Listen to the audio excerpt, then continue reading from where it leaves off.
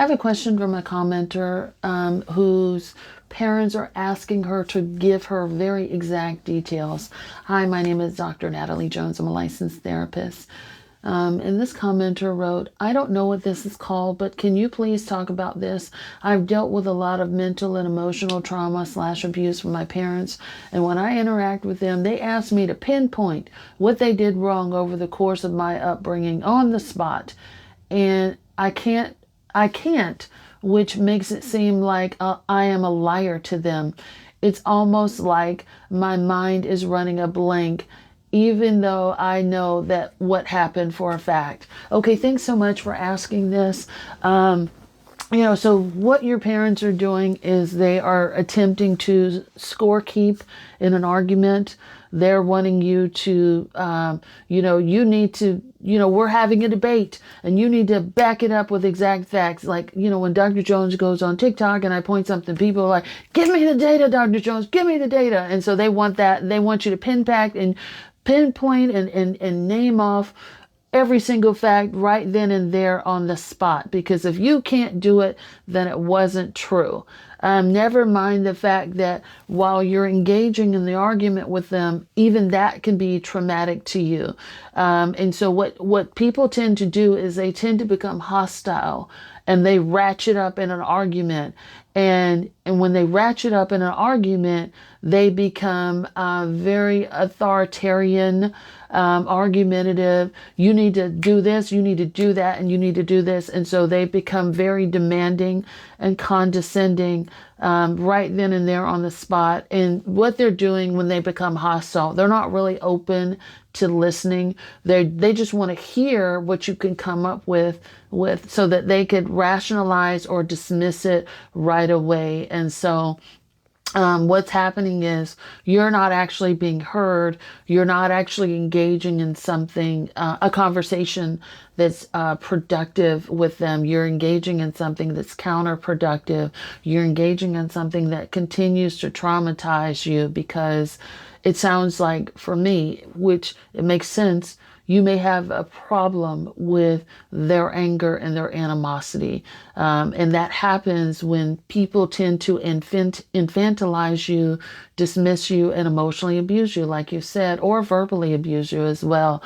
So when they become hostile and mean and nasty, or aggressive, right? Because that's all part of that aggressiveness. You need to tell me right here and right now. Like, not like, okay, well, all right, well, I hear you and I receive the information, and it sounds like you might be having trouble coming up with some things. So why don't we revisit this, maybe give you some time and some space to think about it, and maybe we can revisit it when you have a little bit more clarity. And when you have that, I'm open to listening to it, and I won't say anything. I want you to be able to tell me how you feel and get it on out there, and then maybe we can then come back and have a productive conversation about it. But no, that's not what happens. There is a level of aggressiveness and harshness. And there's this, I want to win. And if I want to win, then I might get in your face. I might get aggressive. I might raise my voice. I might, pin you back into a corner. And if it's both of your parents, that means it's 2-on-1. When it's 2-on-1, that's very aggressive and intimidation. And so that's what I call it. It's called intimidation, physical intimidation, emotional intimidation, verbal intimidation.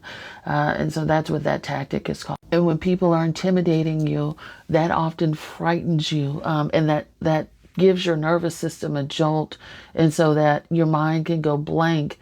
And the reason why your mind is going blank is because your body and your mind are trying to protect yourself in that moment.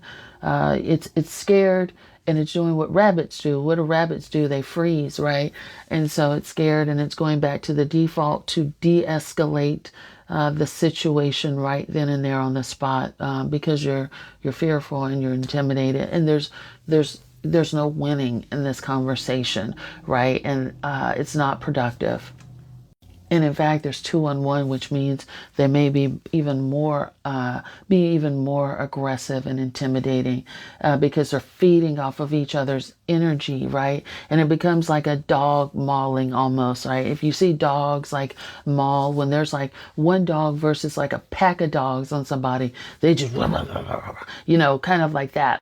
It becomes almost like a sport for them at a certain point. So, I think you do the right thing by backing away. One of the things that I would encourage you to do is maybe not get into that space with them if you can.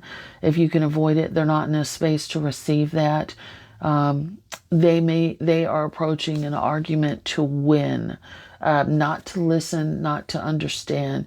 When you have people that are approaching an argument to win, they become highly competitive, highly aggressive, and anything that you say most likely is going to be dismissed or undermined or belittled in some way anyway. So you want to be careful with that.